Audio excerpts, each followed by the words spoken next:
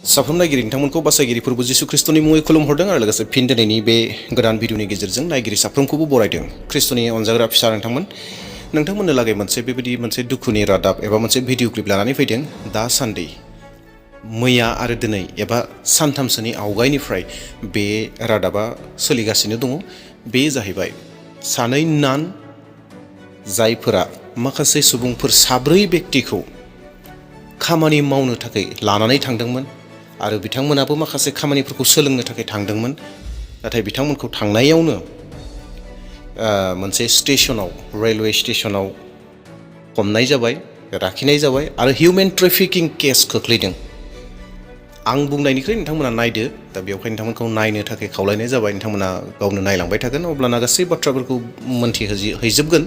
रादाबाव जाबायदि बुंदों बेखौथ' नोंथांमोना मोनथिखागौ। रादाबा माबायदि बुङो, रादाबनि बाथ्राफोरा बोरै फैयो, बेफोर गासै बाथ्राखौ नोंथांमोना मोनथिखायो। दा बेवहाय नोंथांमोना माखौ बुजिनांगौ बेफोर गासै बाथ्राफोरखौ बुजिनानै लादो, नायग्रोदो। दा बेवहाय नोंथांमोननो बे रादाबखौ लानानै फैदों। माबायदि बदनाम होयो, माबायदि बाथ्राफोरखौ बुङो, बे गासै रादाबफोरा सोलिगासिनो दङ। दा बेवहाय नोंथांमोन लानानै फैदों जों बेफोर बाथ्राफोरखौ मोनथिनानै थानो हायो। दे अब्ला बेखिनियावनो खावलायनो हास्थायदों। सोरबा जुदि चेनेलाव गोदान फैदोंब्ला साबस्क्राइब खालामना लागोन, जेन फैबाय थानाय समाव ख्रिस्टियानजों सोमोन्दो थानाय रादाबफोरखौ मोनबाय थानो हायो आरो लोगोसे इसोरनि बोसोनफोरखौ मोनबाय थानो हायो।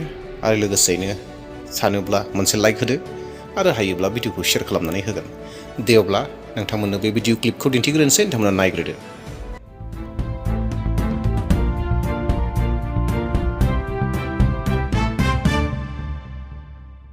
तो चलिए खबर दुर्ग से भी देखेंगे। यहां पर जीआरपी ने मानव तस्करी के संदेह में 6 संदिग्धों को हिरासत में लिया। ह्यूमन ट्रैफिकिंग के मामले में बड़ी खबर इस वक्त आपके टेलीविजन सेट पर।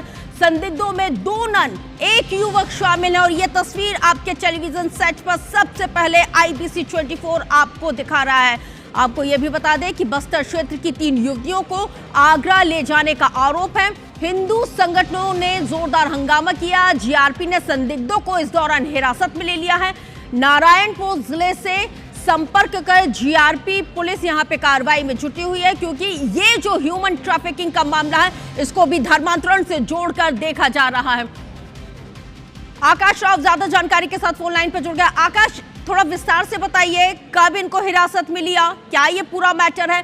वाकई में ये जो ह्यूमन ट्रैफिकिंग का जो मैटर है वो धर्मांतरण से जुड़ा हुआ है?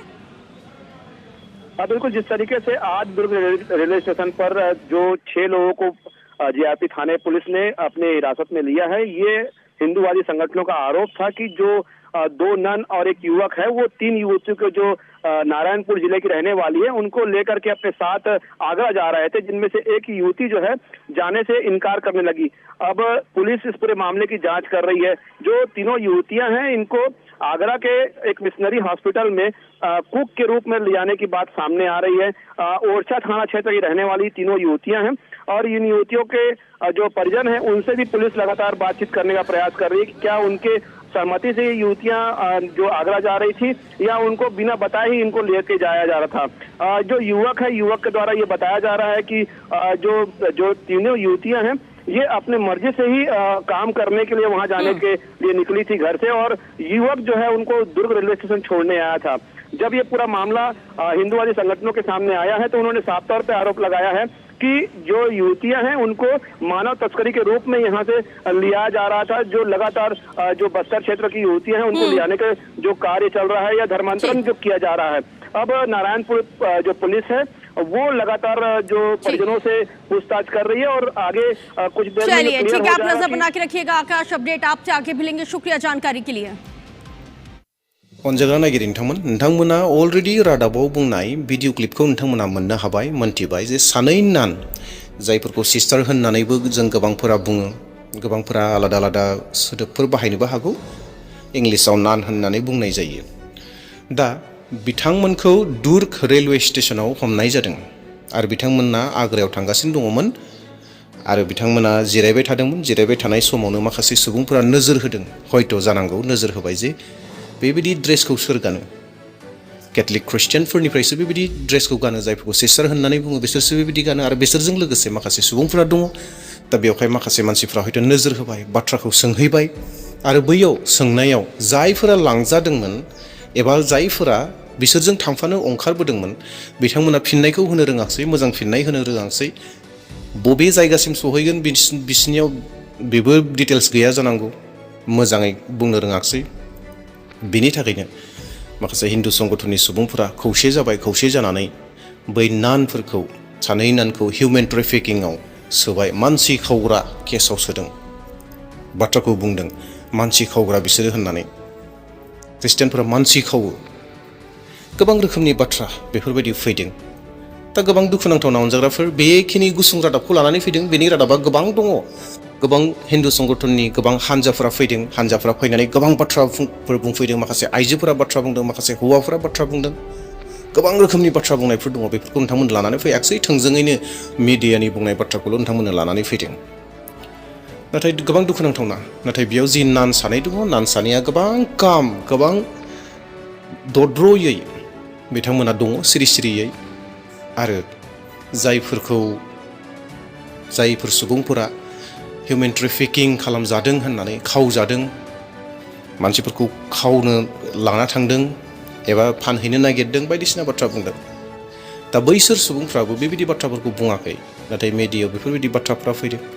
जायफोरा धोरोमनि खामानि मावग्राफोर, गुबुन धोरोमनि खामानि मावग्रा, बिथांमोना बेफोर गासै बाथ्राफोरखौ बुंदों जे बिसोरखौ खावनानै लाना थांदों, बिसोरखौ ख्रिस्टानफोरा बेबायदि मानसि खावदों, मानसि खावग्रा, बेफोरबायदि गोबां बाथ्राफोरखौ बुंबाय। दा जेखि जादिया अनजाग्राफोर, नोंथांमोननो बेखौ आङो लाबोनायनि जाहोना बेनो जे नोंथांमोना जेन मोन्थिनानै थायो।